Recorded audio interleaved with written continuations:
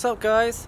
And I am here outside HA Fox Jaguar in Guildford because I have a very special surprise for you. I have bought a new car! But first, let's have a quick look back as what led me to this point.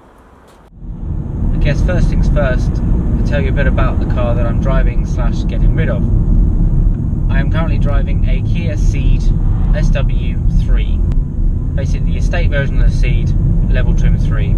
And as much as I'd love to be able to slate it to justify my reasons for getting rid of it all the more, it's actually a nice car. It's comfortable, it's perfectly quiet, it soaks up the miles with no problems, it's cheap to run, economic, it's got more than enough tech for something. My biggest bugbear, and where I think it really lets itself down, is performance.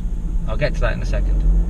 When I went to buy this about a year and a half ago when I upgraded from my old car, I think I basically just did what most people do and assume that all the nice cars that are a bit more fun and a bit more exciting are just way out of my league. Instead of actually researching and going, what can I get, what's available, how much is this going to be a month, blah blah blah blah blah, as everyone should, I just buried my head in the sand and went, no, this is cheap. If you're thinking of doing the same, don't. Not worth it. Anyway, I did it, bought this car, and the last year and a half it's actually been a good car. I've been to France and back for a 2-week holiday, middle of last year, 1,500 miles, just soaked it up. Perfect. Back to performance. This car has a 1.6 diesel engine in it, which produces about 126 brake and 192 pounds-foot torque. 0 to 60 times 10.8, so it's not the slowest thing around, but it just is no fun. If you're a driver, if you enjoy driving like I do, you'll know what I mean when I say to you, you get in a car and you feel its soul. It all sounds very weird, but if you've felt that kind of, if you feel it, you know what I mean. And this just has no soul, no fun in it. Even when you decide to rev the absolute pants off it up to the dizzying heights of 4,000 RPM, which is as far as it can go before it hits red, you don't even get any enjoyment out of revving it, because it sounds bad, because it's a diesel. It's not designed to be revved very well. But in the last 6 months since starting this channel, my head has been pulled out of the hole that I shoved it in a year and a half ago. Now I'm just seeing all these cars, it's like, that's way more fun than mine and nowhere near as expensive as I expected. And obviously now regretting the fact that I could have had a car for the last year and a half that's way, almost as practical, if not as practical, and at least twice the fun. So I've just spent basically the last 5-6 months going to and fro between garages, looking at all types of cars,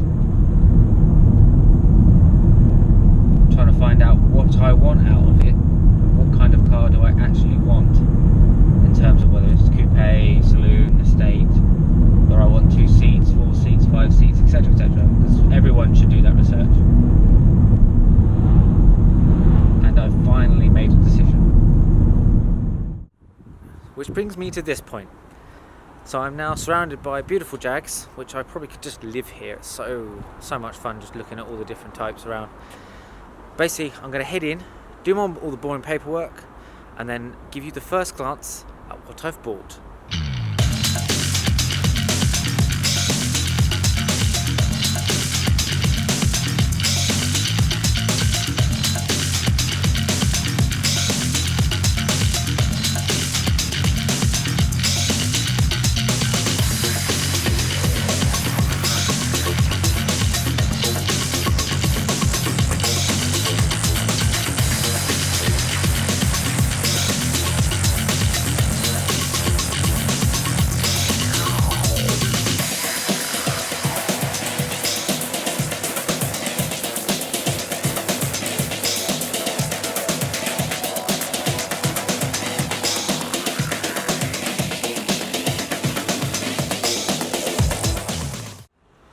And here it is!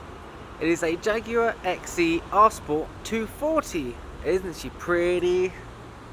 Oh, I'm going to try and be an adult, but I may just turn into a little schoolboy and go, ooh, because that's the mood I'm in right now. Show you a little bit about it. Obviously, Blue Fire, which unfortunately now doesn't exist as a colour. They stopped that earlier, I think it was either early this year, April this year.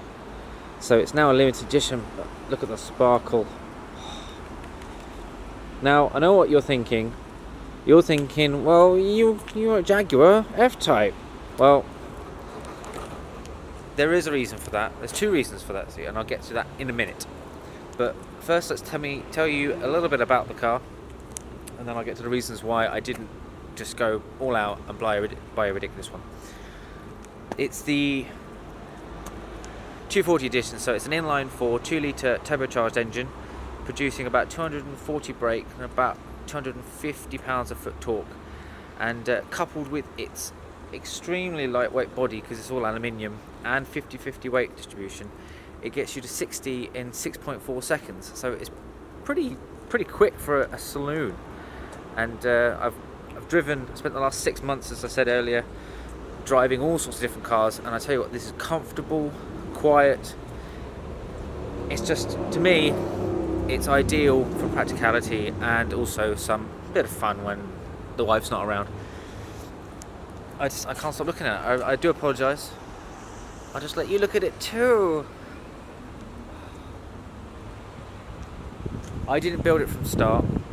It was pre-registered, so I got a great deal, and a massive shout out to HA Fox and Mary and Peter, who dealt with me for the last 6 months, because they managed to get me a great deal, and I couldn't be happier. I really am so happy, and I'm very grateful to them. But I'll show you the inside. Obviously, it's keyless, so you've got a lovely little. Basically, just walk up to it. I mean, it's already unlocked because I just got out of it. Start up. Oh, let me take you inside. So straight. Obviously, all leather. It's got the memory pack, 14-way leather seats, electronic, and obviously keyless start. Let me just show you around the back as well.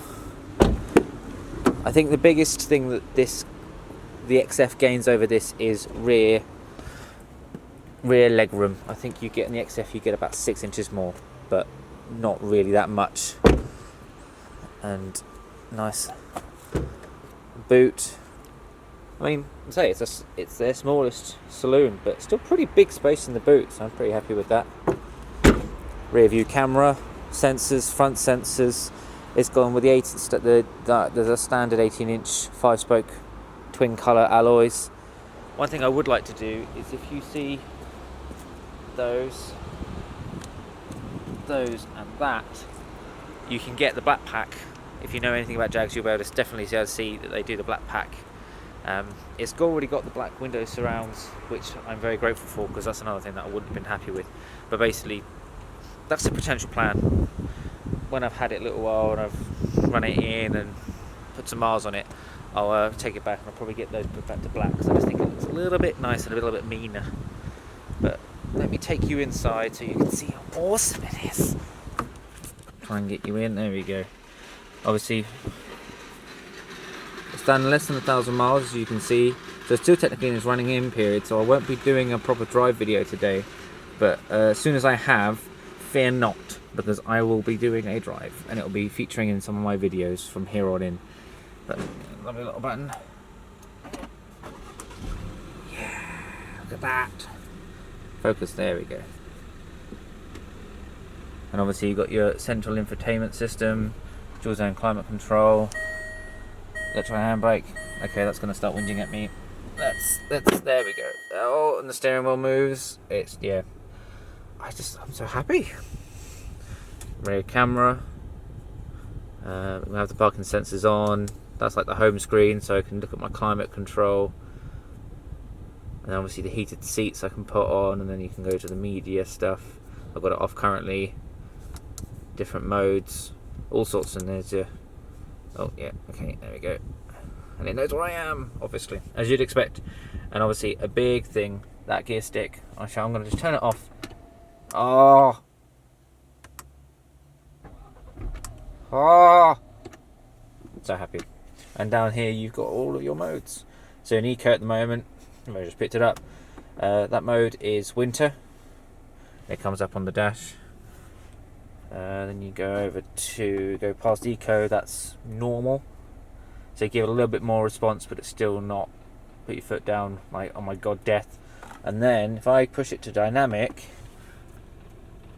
it all goes red to tell you that you're in death mode, which I'm also very excited about, because as much as it's a juvenile thing, it speaks to my inner child of rebellious and fun-loving. I just love it, and I'm a kid and I don't care.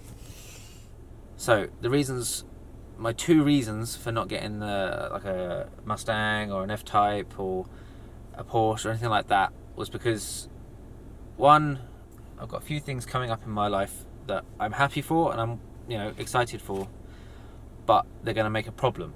I'm going to have kids. I recently got married earlier this year in April to a woman that I've been together with for about 7 years, and we want kids, but that means travelling around with only a two-seater sports car is going to be quite difficult, because then I can never take my car anywhere. It's always going to have to be in someone else's.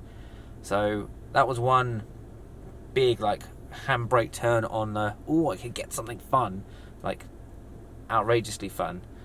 And as much as I appreciate all of the sports cars and all of the McLarens, Ferraris, all the Lotus, all of the Mercedes, BMW, all of the different types, and obviously Jaguar that you can get that are just bred to be a sports car, there are a hell of a lot of fast, fun cars that are much more achievable for the average person.